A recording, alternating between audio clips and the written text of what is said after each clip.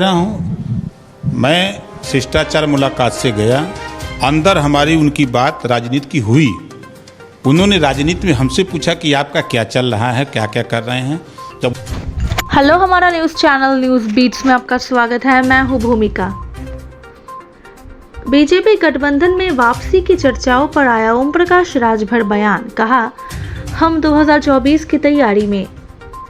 उत्तर प्रदेश की सियासत चुनाव नतीजों के बाद भी उथल पुथल नजर आ रही है। विधानसभा चुनाव में प्रचंड जीत के बाद भारतीय जनता पार्टी के नेतृत्व वाला सत्ताधारी गठबंधन लगातार दूसरी बार सरकार बनाने की तैयारी कर रही है, तो वहीं दूसरी तरफ विपक्ष के सामने अपना कुनबा बचाने की चुनौती भी दिखाई पड़ रही है। सुहेल देव भारतीय समाज पार्टी के बीजेपी के नेतृत्व वाले गठबंधन में शामिल होने को लेकर आई खबरों ने सुबह का सियासी पारा चढ़ा दिया है। ओम प्रकाश राजभर ने अब खुद अपनी पार्टी सुबह सपा के बीजेपी के नेतृत्व वाले गठबंधन में शामिल होने को लेकर आ रही खबरों पर बयान दिया है।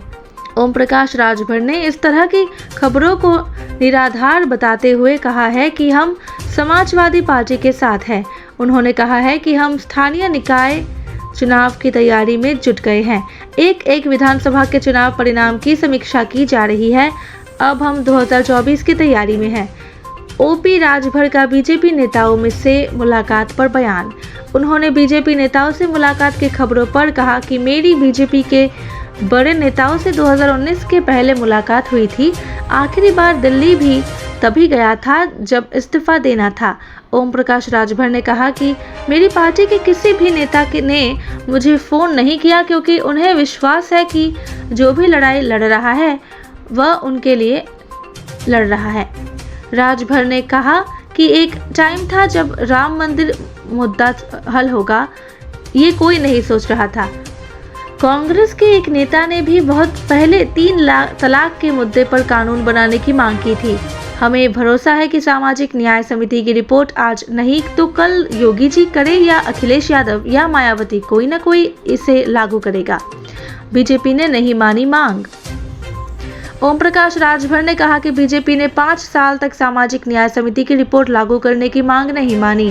पहले वे ये रिपोर्ट लागू करे। उन्होंने राष्ट्रीय स्तर पर बड़ा गठबंधन बनाने की तैयारी का जिक्र किया और कहा कि लीडर कोई भी होगा, हम सब एक साथ होंगे, सभी साथ बैठकर उस मोर्चे का नेता तय करेंगे और उसके नेतृत्व में ही 2024 का चुनाव लड़ा जाएगा। मंत्री बनाए जाने के लगाए जा रहे थे कयास। ओम प्रकाश राजभर की ओर से ये स्पष्टीकरण ऐसे समय में आया है कि जब उनकी पार्टी के बीजेपी के नेतृत्व वाले गठबंधन के साथ जाने की खबरें आ रही थी।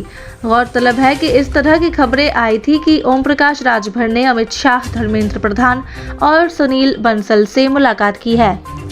राजभर को लेकर ये भी कहा जा रहा था कि उन्हें योगी सरकार 2.0 में मंत्री भी बनाया जा सकता है। हालांकि न तो ओम प्रकाश राजभर और न ही बीजेपी की ओर से ही इस तरह की खबरों की पुष्टि की गई थी। राजभर के बीजेपी के साथ जाने की खबर से सपा के खेमे में बेचैनी बढ़ गई थी।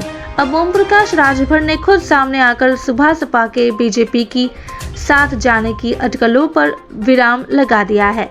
That's all for our news today. Stay tuned to our channel. Good day.